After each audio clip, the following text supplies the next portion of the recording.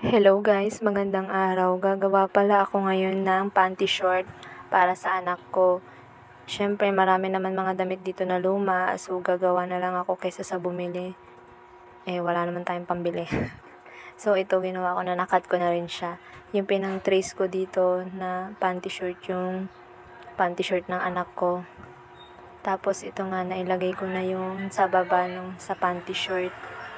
So, ayan, natapos na, binaliktad ko na, at ngayon naman yun doon sa baba naman ang tatahiin natin para matatapos na siya. At doon na, pagkatapos sa baba, doon naman sa taas, at talagyan ko na rin siya ng garter.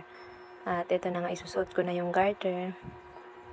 At pagkatapos niyan, itatahiin ko na yung garter niya para mabuo na siya. At natapos na rin yan sa wakas. At madali lang naman siyang gawin. At ayan na nga, natapos na siya. At saktong-sakto lang sa anak ko. Thank you for watching. Don't forget to follow and share. God bless us.